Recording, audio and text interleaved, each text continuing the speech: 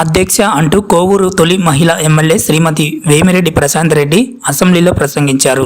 కోవూరు ప్రజల తరపున తన గళాన్ని వినిపించారు. గత ప్రభుత్వ విధానాలను ఎండగడుతూ ల్యాండ్ టైటిలింగ్ యాక్టుపై ధ్వజమెత్తారు. బుధవారం అసెంబ్లీ సమావేశాల సందర్భంగా గత వైసీపీ ప్రభుత్వం తీసుకువచ్చిన ల్యాండ్ టైటిలింగ్ చట్టాన్ని రద్దు చేస్తూ రాష్ట్ర రెవెన్యూ స్టాంపులు రిజిస్ట్రేషన్ శాఖ మంత్రి అనగానే సత్యప్రసాద్ ప్రతిపాదించిన బిల్లుపై జరిగిన చర్చలో ఆమె మాట్లాడారు.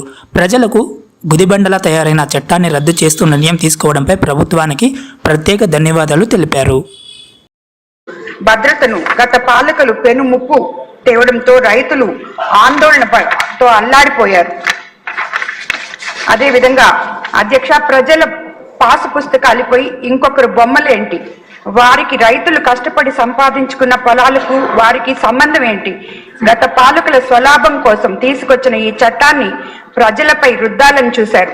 రైతులకు ఒరిజినల్ పట్టా ఇవ్వకుండా కేవలం జెరాక్స్ డాక్యుమెంట్లు ఇవ్వడం ఏమిటి? అధ్యక్ష, అధికారుల చేతుల్లో ప్రజలు ఆస్తులను పెట్టడం, దొంగకు తాళాలు ఇవ్వడమే. బాధితులు డివిజనల్, జిల్లా స్థాయి సివిల్ కోర్టులకు వెళ్లే అవకాశం లేదు. ఇది రాజ్యాంగం కల్పించిన హక్కును కాలు రాయడమే.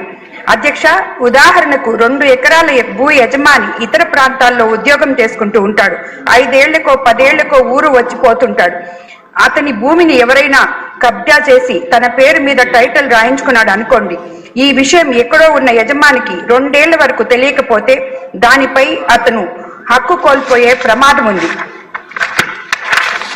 ఈ తరహాల ఇబ్బందుల పరిష్కారానికి ఇప్పటి వరకు కింది స్థాయి కోర్టులకు వెళ్లే అవకాశం లభించేది. ఇప్పుడు ఆ అవకాశం లేదు. నేరుగా హైకోర్టు మాత్రమే వెళ్ళాలి. రాష్ట్ర స్థాయి అథారిటీ తీర్పులపై నేరుగా హైకోర్టుకే వెళ్ళాలి. హైకోర్టుకు వెళ్తే స్తోమత ఎస్సీ, ఎస్టీ, బీసీ, మైనార్టీ పేదలకు, చిన్న సన్నకారు రైతులకు ఉండదు.